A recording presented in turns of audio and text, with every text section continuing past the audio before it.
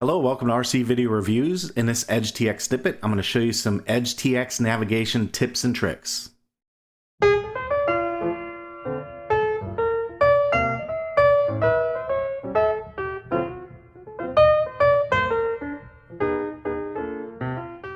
In this video, we're going to cover some navigation tips and tricks on EdgeTX. I'm going to be looking for things that are a little bit off the beaten trail, not the most obvious stuff. I mean, anybody can figure out how to go to the model settings or system settings. That's pretty easy. That's a very beginner-oriented or introductory type video. That's not what I'm covering today. What I'm going to cover today are some features that are available within navigation that may not be perfectly obvious. So that's where we're going to start.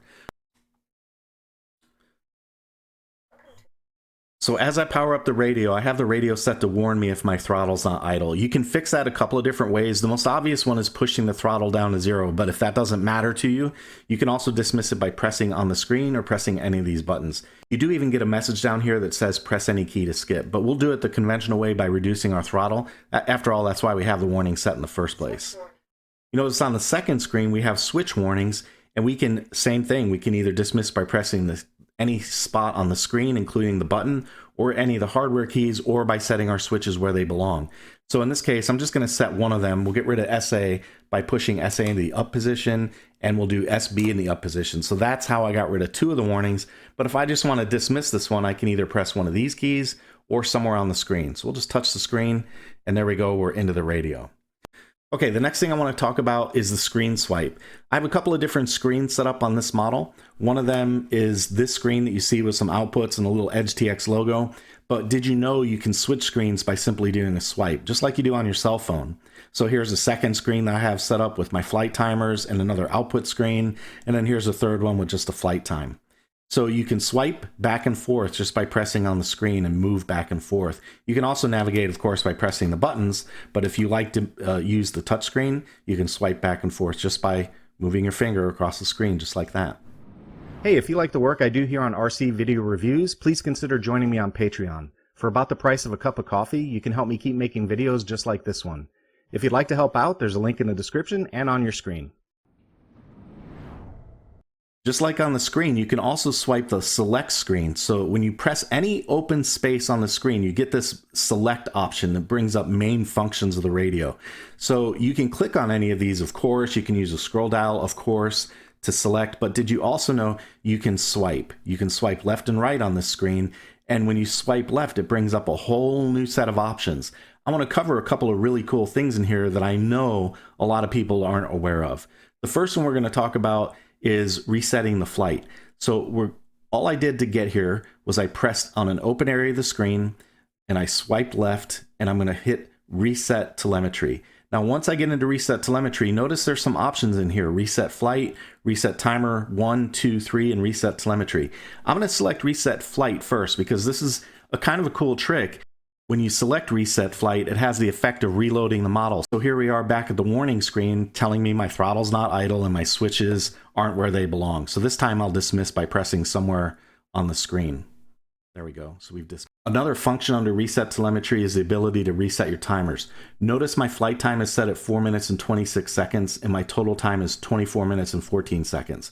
If I click on anywhere open on the screen and bring up the reset telemetry item, I can hit reset timer 1, and that resets my timer to 4:30. If I want to reset my total time, I can hit a blank spot on the screen, hit reset telemetry, and then reset timer 2, and notice that went from 24 minutes down to 0. So if you want to know how to reset your timers, that's one way. I'm going to get the timer active and show you there is another, and that's through special functions. So I'm going to turn the timer off, and I'm going to use my E switch up here. When I hit that, I go to 4 minutes and 30 seconds. So I'm not sure if I have that set on a global function or a special function. It's probably a global function. There it is. Global function 2, when the SE switch is down, reset timer 1. That's how I do it with the switch. But you can also do it by clicking an open spot, hit reset telemetry, and then reset timer 1. You go right back to 4 minutes and 30 seconds. Another one of the goodies on the select screen is the channel monitor. So find an open spot on the screen and then click on channel monitor. And that'll bring up the channel monitor, which is really cool because you can see as you move sticks around, you can see what's happening on the monitor. But did you know there's also a logical switch monitor? You get to that by pressing this last icon on the top. I've got a couple of logical switches set up on this radio. So notice I've got L01 that's already active, and I have that connected to my throttle stick. So if I move my throttle, and you can see the logic right here on this bottom bar, A is greater than X. When my throttle is greater than 15, logical 1 goes on. That's the logic. So all I have to do to activate that one is move this one up to here, and there you go. Logical 1 is now active. So it's a logical switch monitor, which is very cool. You can also press on the next logical switch. I have L02 active as well, and that's what it says when A is greater than X, SE is greater than 0, activate. So all I have to do is move SE so it's greater than 0, and that activates. So not only can you see when a logical switch is active, you can also see the logic involved in order to trigger that logical switch. Very cool little nav feature. Okay, let's go back to the main screen and show you some built-in widget things that you might not be aware of. These are all new to EdgeTX, so you have to pay attention on this one, because what's going to happen is I'm going to touch the screen around a widget and you'll see this red box that'll highlight the widget. So there it is. There's the red box right there. That red dashed outline, that highlights the widget. So this widget is now selected on the screen, and you can change that highlight simply by clicking the next widget down. You click there, now the red box is here. If you click here, the red box is on this side. So what that does, it selects the widget. After you've selected the widget, there are other things you can do. So one thing you can do is long press the widget and go into widget settings, and you can change things like the colors. So say you want this color to be something else. We'll make this one red by turning the red all the way up, and we'll turn the other options all the way down. 31 is all the way up on this side, so now my color is red, and if I hit escape, there you go, my colored bars change from blue to red. So you can change your widget settings by highlighting the widget first and then long pressing it and hitting widget settings. The other thing you can do is you can go into full screen. It's already selected, so I'm going to long press the widget and now hit full screen, and that brings my channel monitor up into a full screen. That's another navigation option available in EdgeTX with touch, because they've made widgets selectable. You exit out of full screen widgets by pressing the return key. All right, the last thing I want to talk about is model navigation. So when you press anywhere on this open screen and you bring your slider over to select model, there's a couple of different options in here I thought I'd cover. The first one, notice that I've got navigation demo selected. That's the one we're working in right now. But if I long press curve, it brings up a menu that lets me do a couple of things. I can either select the model, create a model, duplicate, or move. If I hit move model, that lets me pick a category, and these categories are defined up here. Right now we're in my demo category, so we can't move to itself, so that one's excluded. The other 3 categories that are listed are helicopter, sims, and trainer. So if I wanted to move that curve model to, say, my sim category, I'll go ahead and click on sims, and that should move it into my sims category. So if I click on this one, there we go, my curve model is now in the sims category. Another thing you can do in this model select screen is you can edit categories. So if you want to, you can either rename a category by pressing on the field, and notice that brings up the keyboard. When you're in the keyboard, you can press the up arrow. That's like a shift lock, and you can type things in on this field, on the name field for the category you're in.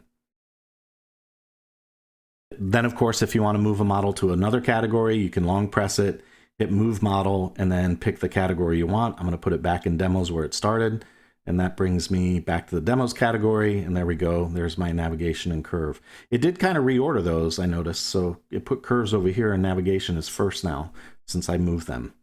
All right, we'll wrap this video up by covering some of the other lesser used options in the select menu. So I'm back on the main screen now. I'm going to bring the select menu up by finding an open spot on the screen. I'll click About EdgeTX. That brings up a little QR code you can scan with your phone, and that'll take you over to the EdgeTX website. So if you ever need to find it in a hurry, that's one way you can do it. Another option on the select screen is statistics. This one brings up some information about your throttle position for the current session, a little bit of information about your battery, your throttle percent, and your timer values. You can also click on the next icon over, and that brings up some memory statistics about what's going on your radio. I've looked at these a couple of times, and honestly, I don't see any real operational benefit. However, if you're having some kind of problem, the developers might need this type of information. So it's there. You now know how to get to it. If they ask for statistics information, now you know where to find it. We talked about resetting telemetry earlier. There's another option for screen settings. So when you bring this up, this lets you go into your screen setup. That's pretty common to everybody. You can also get there by pressing the telemetry button, and that brings up the screen settings as well. Okay, that about wraps up this EdgeTX snippet. I just wanted to show you maybe some of the lesser used navigation options you have in EdgeTX. I hope you like this kind of material, and if you do, please hit that subscribe button and the notification bell so you know when new material hits the channel. That's all I've got for today. Take it easy.